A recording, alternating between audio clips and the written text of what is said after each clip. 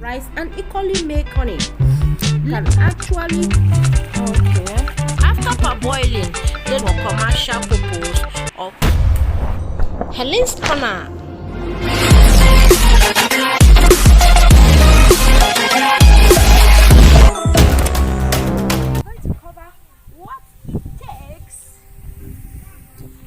To get the rice from start to finish. Hello guys, welcome back again to my channel. It's your girl Helen Konko. We are in rice farm today now. Oh yeah, let us enter. Rice business can be done in so many ways. You can be a farmer, you sell your rice and you make your money. You can be a retailer, sell and also make money. You can also decide to sell or own machines, equipment used for the husking or the stoning of rice and equally make much money. Let us hear from an old-time farmer if one can actually lose or gain in rice business based on experience. On the require 150,000. Okay, each way. Yes, but on a double. On double, only give it 300,000. Okay, as gain. As gain. Na buro egiji kobo. Ya buro egiji kobo. Okay. As far as the number of mother place. Okay, as far as number of. Yes. Manoburu no me hofuma. Hofuma. Why? Well, I did that loss. Okay, ada that loss. Okay. Ige nweta na tegi jikọ ya.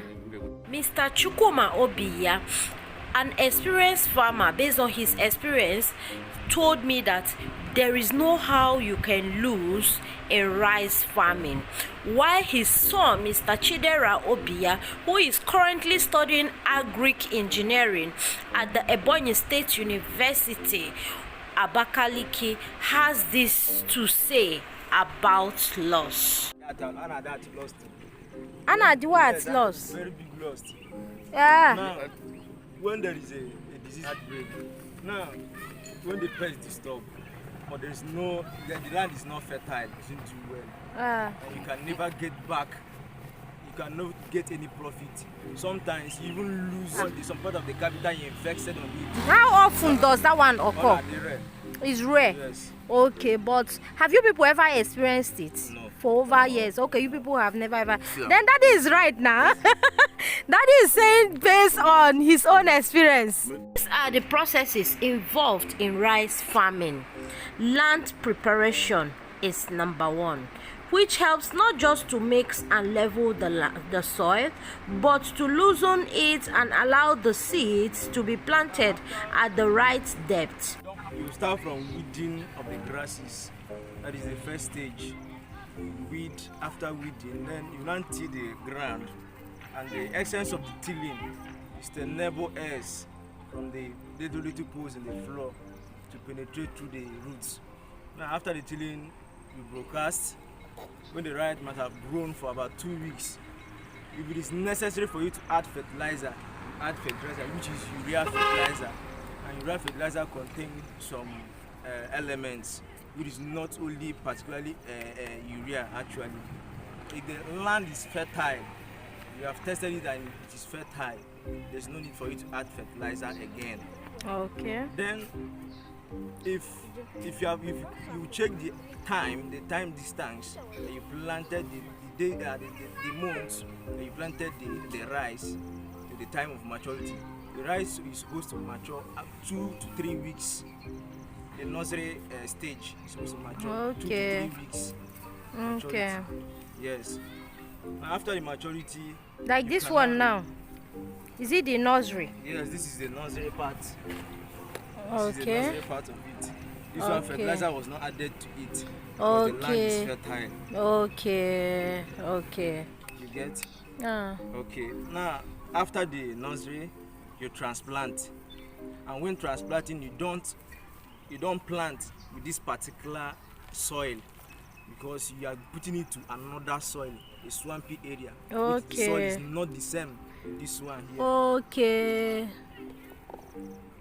I get what I'm saying now. Okay, now you wash the roots When you get there, you wash the roots to remove this sand all particles. the sand. Wow. Yes. Okay. But when this is attached to that one, it will not yield well. Sometimes it dies off because this is not the same with the one the swampy area. Okay. You can see he's already cleaned the soil so that the rice can be able to do well, can be able to relax very well.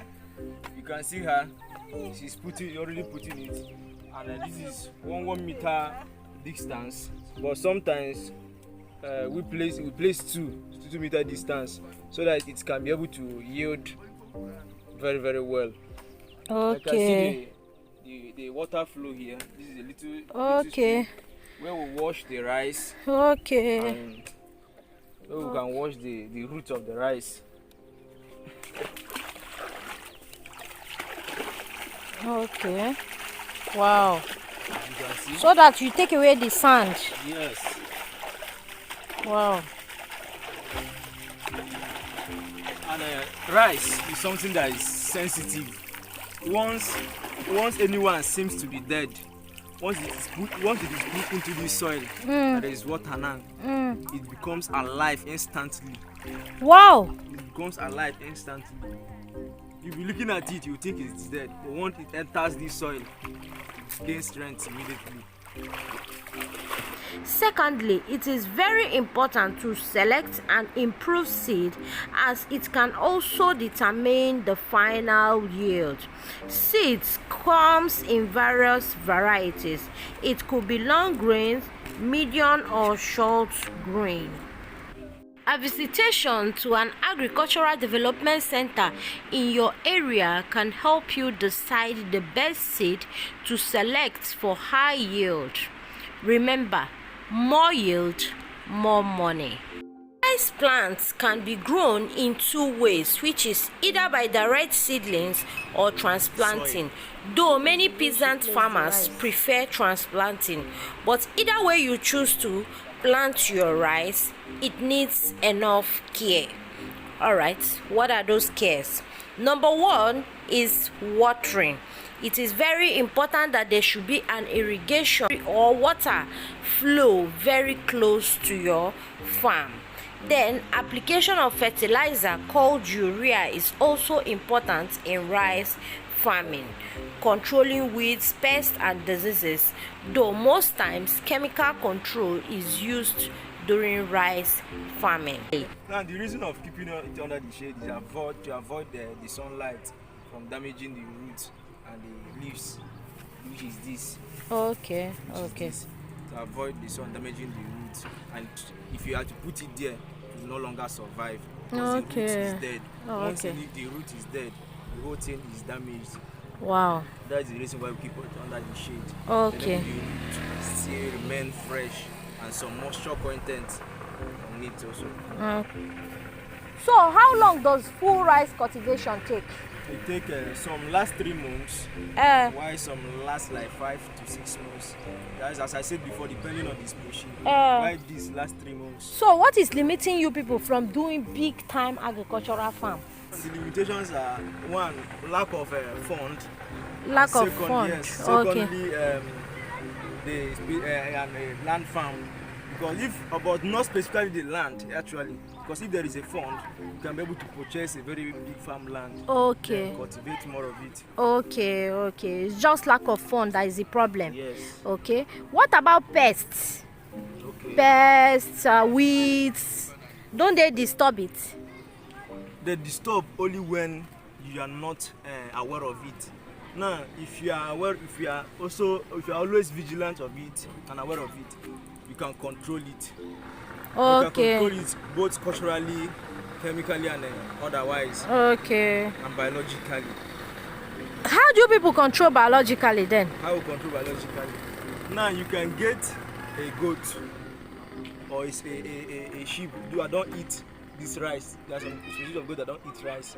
They only eat the grasses that is suitable for them. Okay. Rice. Okay. Because rice will disturb their system. Okay, and they can smell it. Yes. Okay. So people leave the goats there. No, You just is keep it at them. the farm? Yeah. No. we don't use biological because sometimes we don't actually know the particular goat that can feed only on the grasses and eat the rice. Okay. And we use both agricultural method and chemical method. Okay. And then the agricultural method we can hand pick. The agricultural method we can hand pick, select. Then the chemical method we can use agroforce chemical, which is selective. Okay. It doesn't kill the rice, but it kills every other thing. How long have you been into this rice farming, and do you intend to continue? Yes, I've been into this rice farming for about 10 years now. Okay. Which I intend to continue with it. Okay, you intend to continue with it? Yes. Wow. And that's why you chose agriculture in school? Yes.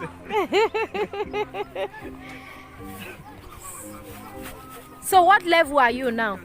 300 level. 300 level. Yeah. So ota ino kita mmadụ sị gị kita ka onye gị a hectare of land more let's say because in nwere more than 1 hectare ka onye gị like 20 hectares of land ka ị manage area ị ga-emenwu ya 20 hectares of land. Got too much to me to load. Oh, got too much for you. Too much. This 2 hectares is okay.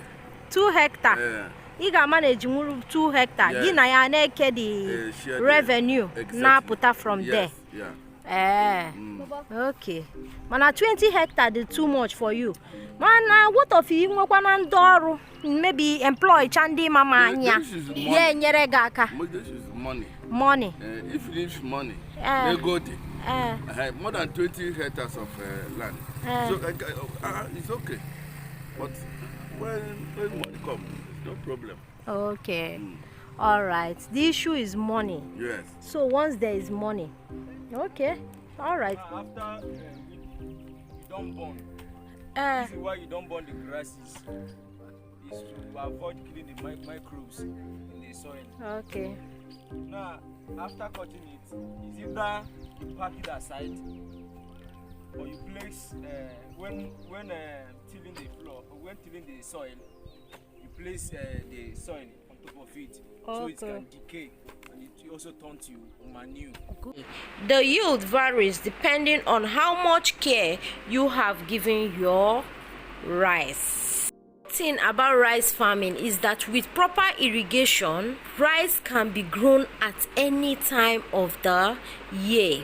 But due to lack of this irrigation or money to use and set up irrigations like that, rice in the tropics, especially Nigeria or Abakaliki here, are grown during the raining season. Rice farming is a lucrative business, and due to the current ban in importation of food in the country Nigeria, most rice farmers are now smiling at their pockets in my country Nigeria. Harvested grain is called paddy. After the seeds have been harvested, the most important part of rice production is the cooking of the harvested paddy. This is where the name parboiled rice written on most bags of rice is derived from. This process helps to drive nutrients, especially thiamine, from the bran into the grain, therefore improving the nutritional profile of the rice. It also changes its texture and make rice easier to process by hand. After parboiling, the dried paddy is taken to the mill where milling and dehusking takes place using this machine.